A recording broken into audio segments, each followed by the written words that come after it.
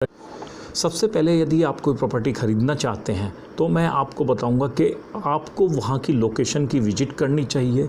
कई बार लोक लुभावने विज्ञापन देख के आप बिल्डर के झांसे में आ जाते हैं, मार्केटिंग सेल्स पर्सन के झांसे में आ जाते हैं, जो आपको सिर्फ अच्छी बातें दिखाते हैं, अच्छे सपने दिखाते हैं, जिस कारण आप बुकिंग अमाउंट दे के उसके बाद इंक्वायरी करने से कोई फ़ायदा नहीं होता। आपका बुकिंग अमाउंट फंस जाता है और आप उसमें आगे नहीं। तो लोकेशन और वास्तविक फ्लैट की विज़िट ज़रूर करें, बिल्डर के झांसे में ना आए। लोकेशन से आपको पता लगे में आपको क्या क्या चीज़ें ध्यान रखनी होंगी कि आपकी कनेक्टिविटी वहाँ से स्कूल की है, हॉस्पिटल्स की है, आपके बच्चे रोज़ स्कूल जाएंगे और आप दूसरे शहरों में जाएंगे, अपने रिलेटिव्स के यहाँ जाएंगे, तो वहाँ से कनेक्टिविटी है और कम्युनिटी का क्या आप फैसिलिटी वहाँ से हो सकती हैं, ये सारी चीज़ों को ध्यान रखें। उसके बाद आप एक चीज़ और देखें कि बिल्डर के जो टाइटल डीड के बारे में जानकारी लें, उससे मांगें उसकी कॉपी। टाइटल डीड अगर आप मांगेंगे तो बिल्डर की जिम्मेदारी है, वो आपको दिखाएगा। कई बार कई इस तरीके के केस भी आते हैं कि दूसरे की ज़मीन पे बिल्डर टेंट लगा के बैठ जाते हैं, झंडे गाड़ देते हैं और वहाँ पर सेल करके कुछ जितने भी फ्लैट सेल हुए 1 महीने 2 महीने में, जब तक ये संज्ञान में आता है अथॉरिटी किसी लोकल अथॉरिटी के, वो बहुत सारे फ्लैट सेल करके वहाँ से निकल जाते हैं। कई इस तरीके के फ्रॉड भी जानकारी में आए हैं। टाइटल डीड और रजिस्ट्री से कम आपको ये कन्फर्म हो जाएगा कि बिल्डर ने ये प्रॉपर्टी ख़रीदी है, ये प्रॉपर्टी बिल्डर के नाम है, और इस पर कोई कानूनी विवाद तो नहीं चल रहा है, बिल्डर की रजिस्ट्री हो चुकी है। इन चीज़ों से आपको बैंक का लोन लेना आसान हो जाएगा। जब आप मन बना लें, उसका सैंपल फ्लैट देख लें, तो बिल्डर से एक अप्रूव्ड लेआउट भी मांगें। कई बार अप्रूव्ड लेआउट के अलावा भी कई बिल्डर फ्लैट बना लेते हैं और सेल कर देते हैं। सेल करने के बाद पूरा रिस्क बायर का होता है और उस कंडीशन में बायर्स फंस जाते हैं और बाद में अथॉरिटी की अगर कोई एक्शन लेती है, डिमोलिशन करती है या कुछ करती है, तो पूरा लॉस वो फ्लैट बायर या उनका होता है। डेवलपर की हिस्ट्री के बारे में ज़रूर जान लें कि डेवलपर की रेपुटेशन क्या है। अगर डेवलपर रेपुटेड डेवलपर है, पिछली हिस्ट्री में उसका कोई फ्रॉड का केस नहीं है, टाइम से पोजीशन दे रहा है, क्वालिटी कंस्ट्रक्शन कर रहा है, और इन सभी चीज़ों को ध्यान में रखते हुए बिल्डर के बारे में और लोगों से भी जानकारी ले लें। पुराने बायर्स से ज़रूर मिलें जो बिल्डर के बारे में आपको जानकारी दे देंगे। उनके सेटिस्फैक्शन लेवल से आपको एक दिशा मिल जाएगी कि आप ये प्रॉपर्टी ख़रीदने के और जा सकते हैं या नहीं जा सकते हैं। कानूनी जानकारी प्रॉपर्टी की का लैंड रिकॉर्ड ज़रूर चेक करा लें। इसके लिए क्योंकि आपको नॉलेज नहीं होती है कि इन चीज़ों की कि टाइटल डीड क्या है, रजिस्ट्री क्या है, या रेरा में बिल्डर का रजिस्ट्रेशन है या नहीं है, प्रोजेक्ट का रजिस्ट्रेशन है या नहीं है, उस कंडीशन में आपको मैं सजेस्ट करूँगा कि सबसे आसान तरीका आपके लिए है कि आप जो प्रॉपर्टी ख़रीदें उस पर बैंक से लोन ज़रूर लें। यदि आप 10% भी अमाउंट लोन ले लेंगे तो बैंक की जिम्मेदारी बन जाती है। बैंक क्योंकि बैंक का पैसा फंसता है, ट्राई पार्टी होता है, तीनों लोगों की बराबर जिम्मेदारी होती है, तो बैंक ये सारी चीज़ें अपने लेवल पर चेक करा लेता है। जब आपका लोन अप्रूव्ड हो जाता है तो उसके बाद ही मतलब आप डिसीजन लें कि ये प्रॉपर्टी ख़रीदनी है या नहीं ख़रीदनी है। आप बिल्डर का रेरा रजिस्ट्रेशन भी देखें, क्योंकि रेरा आप लोगों की हेल्प के ही लिए बनाया है, आपको सुरक्षित रखने के लिए बनाया है। इसके लिए आप www.up-rera.in पे जाके बिल्डर का रजिस्ट्रेशन वेरीफाई कर सकते हैं, whether this project is registered under the RERA or not. RERA means real estate regulatory authority. ये आप लोग बायर्स के, फ्लैट बायर्स या प्रॉपर्टी बायर्स के हितों को ध्यान में रखते हुए केंद्र सरकार ने इस अथॉरिटी का रजिस्ट्रेशन किया है। जब एक बार आप डिसीजन ले लेते हैं तो पेमेंट करने से पहले आपको सुपर एरिया, कारपेट एरिया के बारे में भी जानकारी होना ज़रूरी है। सुपर एरिया वो एरिया होता है जिस पर बिल्डर अपना प्रॉपर्टी बेचता है। इस एरिया का में corridors, park, kids play area, swimming pool, जितने भी आउटसाइड की सर्विसेज होती हैं उसका चार्जेस बिल्डर आपसे ही लेता है। आप अगर मान लिया एक एग्जाम्पल के तौर पे 1000 स्क्वायर फीट का फ्लैट खरीदते हो तो आपको जो एरिया मिलता है जिसके अंदर आप कारपेट बिछा सकते हो वो एरिया कारपेट एरिया कहलाता है। वो हमेशा 30 से 35% तक कम होता है, तो यानी कि 650 से 700 स्क्वायर फीट के करीब का आपका कारपेट एरिया मिलेगा, जबकि आपको पेमेंट 1000 स्क्वायर फीट का करना पड़ेगा। और इसके साथ साथ आप ये भी जान लीजिए कि बिल्डअप एरिया वो होता है जो इसमें दीवारें शामिल होती हैं।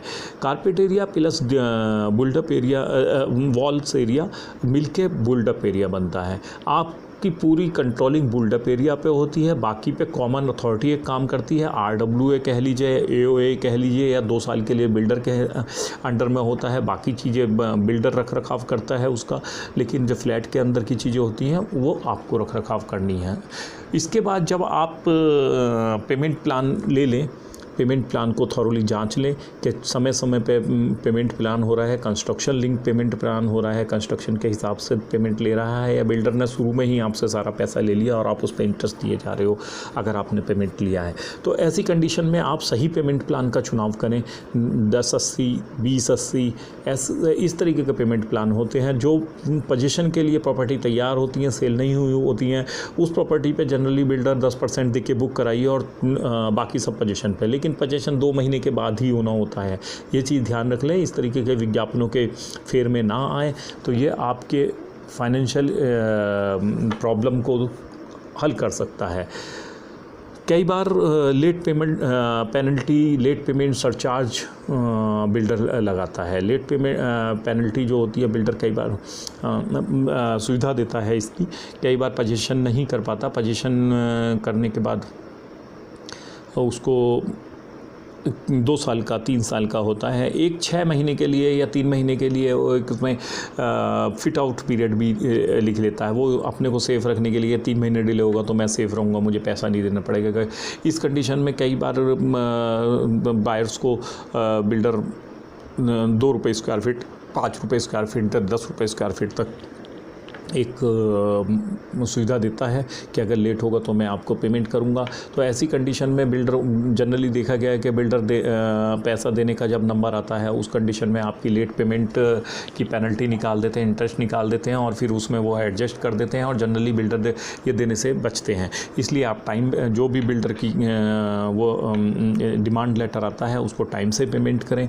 और ऑफ़र ऑफ पोजीशन ये पहले ही नेगोशिएट कर लें कि आप फिजिकल पोजीशन के लिए पूछ रहे हैं या ऑफ़र ऑफ पोजीशन के लिए पूछ रहे हैं।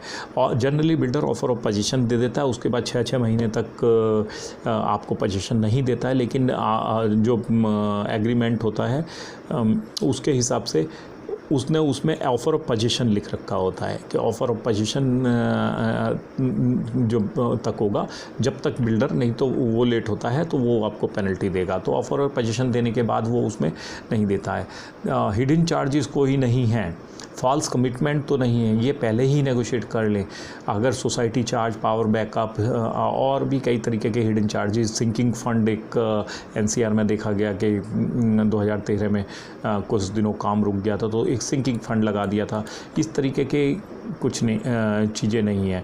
बीच बीच में जाके कंस्ट्रक्शन के दौरान भी आप अपनी साइट की विजिट करें, जिससे आपको कंस्ट्रक्शन क्वालिटी का पता लग जाएगा और इसके अलावा क्या वायरिंग यूज़ कर रहा है कमिटमेंट के हिसाब से है। जब भी आप जाएं तो अपना एग्रीमेंट साथ ले जाएं, की कॉपी साथ ले जाएं, तो जिससे आपको ये इंश्योर कर सकते हो कि बिल्डर वही कर रहा है जो उसने लिख के दिया है।